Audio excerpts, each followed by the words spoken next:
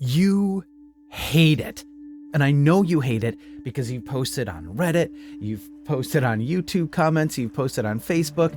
You hate it. But I love it. Which one of us is wrong? We're going to find out. Welcome, space travelers, to Gentleman Spaceman's Atomic Hideout. I'm your host, Brad Grahowski, and we're exploring stories from science fiction's golden age and beyond. And today we're going to talk about something that you may very well hate, but I love. But before we get into that, I wanted to respond to a couple comments that we've gotten on past videos. The first is from Sin Visigoth, who's commented a few times.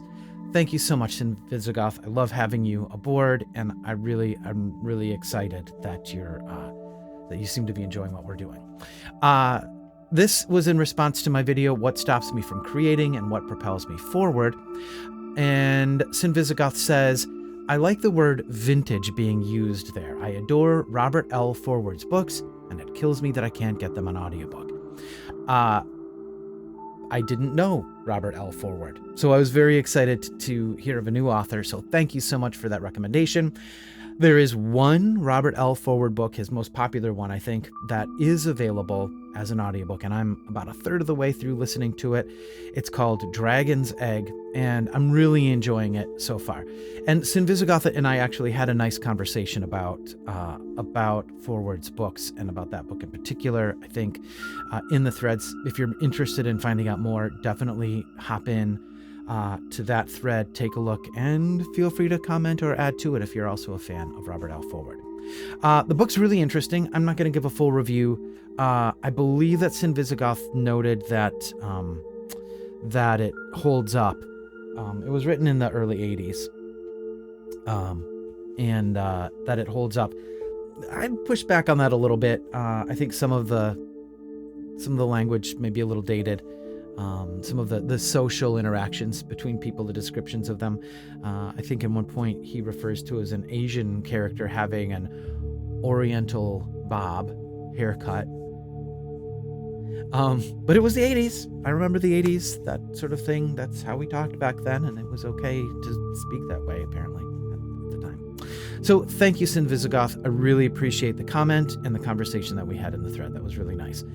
The other is that I wanted to highlight is from Sky Moffat 860 in response to, is AI running sci-fi on YouTube? My sort of screed against how I feel that AI voices are ruining and AI writing are both ruining sci-fi. On YouTube, if you agree with me, if you don't agree with me, again, feel free to hop into that thread and let us know what you think. But Sky says, you notice so quickly when it's AI, and I skip pretty much every one. As much as I love science fiction, I don't want to hear a robot tell the story. That irony is not lost on me. We love stories about AI taking over humanity. We don't want to live the reality of AI taking over humanity. So totally with you on that one, Sky. Thank you so much for the comment. Really appreciate it. All right, so let's get into it. There are certain television shows that are either currently running or have recently run that got universally panned, let's say. People just didn't like them. I, however, liked them very much. And the first one I want to talk about is Star Wars: The Acolyte. People didn't like it. From what I've been able to gather from reading comments and complaints and screeds, people didn't think it was Star Wars, or it wasn't Star Wars enough, or I don't know. I don't really understand what the criticisms were. I do know that I saw that the criticism started before it was actually released, and that leads me to wonder if there's something else maybe going on here. I'm not saying that it's specifically due to the fact that it's a female person of color as the lead character in the show. I'm not gonna claim that I believe that. However, I do suspect that may have played a role. People do have a problem with that. It's just true. I really enjoyed it. I thought it explored an era of Star Wars that we hadn't seen before. It explored types of characters that we hadn't seen before. It explored the Force and the dark side in ways that we hadn't before. We we just got to see a whole bunch of the Star Wars universe in a time that we hadn't been able to explore. And I really, really just enjoyed that. It was super fun. Was it the best Star Wars? Was it Andor? No, it wasn't. But does it have to be? And ultimately, that's my point. We live in an era where we are getting so much really good sci-fi content. Does it all have to be the absolute best it can possibly be? And people got mad at me for defending this show, saying if we lower our standards, then blah blah blah, and we should have expectations of this and that, and we're not owed anything. We're not entitled to anything. And I feel like if they'll put together more Star Wars shows that I can enjoy, I am not complaining about that. I am just going to enjoy it. Skeleton Crew, I thought, was a phenomenal show. I just loved it. And there again, people had a lot of problems with it. Not as much maybe as the Acolyte, but I loved it. And I loved the Acolyte. The Boba Fett show is a different animal. The Boba Fett show was a mess. It was a disaster. It was awful. I won't say it was awful. It was an awful mess. Like, structurally, it just jumped around. You had episodes that didn't have anything to do with the main plot, and I'm not even talking about the Boba Fett episodes, which I loved, yet I still enjoyed it. I'm still like, I wouldn't rather this had never existed. Do I wish they hadn't had the weird biker gang thing in it? Sure. Although I love the design of their bikes, so their speeder bike thing. So I can't say I wish it didn't happen. I'm glad the Boba Fett show happened. I enjoyed the Boba Fett show. I loved it. Why is that such a bad thing? The other show I want to talk about is Foundation. I get it. I understand. I love the book. I love the book Foundation for what it is, right?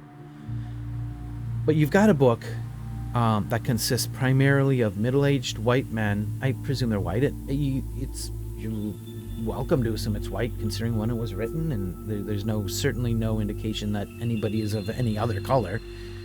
White, middle-aged men standing around talking about politics. Things don't really happen, or very little happens.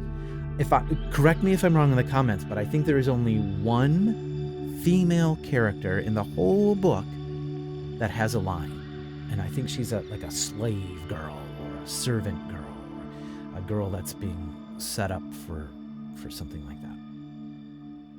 There are queens that appear, or I think there's a queen that appears, or maybe she's like a governor's wife or something. It's been a couple years. That appear but don't speak. How do you make a TV show out of that in this day and age? You can't. And I take the show in the spirit, I think, in which it's intended.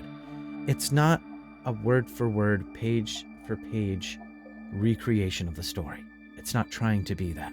They're adding new elements that aren't in the show, the Cleons, for example, I think. But what they're adding is still brilliant sci-fi. Like, I love the idea of the Cleons, of the three clones, and as the first clone ages into the second, a new one is decanted, and then he becomes the old one, and then a new one is decanted, and you have the three that are sort of raised as brothers, but also a grandfather, father-son relationship.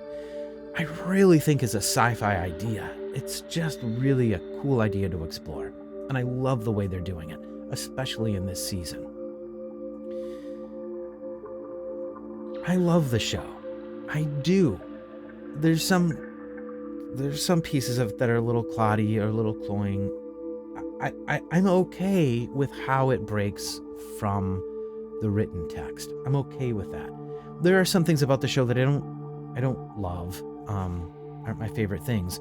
But again, does that make me wish the show didn't exist? No. Does that make me not enjoy the show? No. Does that make me want, wait in anticipation for the next episode to come up? Absolutely not. I'm waiting for the finale right now. It's going to come out in a couple of days, and I'm super excited for it. So I guess that's what I wanted to share, is just that there are shows that are sort of universally disliked, I guess. But it's okay to love those shows, to enjoy them. So for those of you who are out there who liked The Acolyte, who liked Foundation, who liked Skeleton Crew, who liked the Boba Fett show, it's okay, man. I'm with you. I liked them too. If you didn't like them, just don't watch them, right? If you already watched them and you didn't like it, there's something in it that you like that kept you watching it, because you weren't forced to watch the whole series. Or if you watched the first 3 episodes, how do you know you would have disliked the whole thing? I don't know. All I'm saying is, I approach these things with an open mind, with an open heart. And I love sci-fi so much that I'm just not concerned if it's not the best sci-fi it could possibly be. Having said that, was Boba Fett a missed opportunity? I think so. I didn't get where they were going with it, but I still enjoyed watching it. And there are certain episodes. Generally, the episodes that didn't have to do with Boba Fett were the ones I liked the best. So that's where I am with it. I hope you understand. Or if you don't understand, if you disagree with me, if you think I'm full of crap, if you have a point of view that says, no, we should be demanding the highest level, especially from Disney, especially for Star Wars. We should be demanding the highest level of quality that we can. That's cool. I get that. I hear you, but I still love what we get. And I hope you can find a way to do that too. And if not, you can still come by the Hideout, hang out with us, and listen and watch what we're doing here, because we love to have you along. Well, thanks so much for stopping by the Hideout again this week. Again, my name is Brad Grochowski. This is Gentleman Spaceman's Atomic Hideout, and we are discussing stories from science fiction's atomic age and beyond. Thank you so much, and journey well among the stars.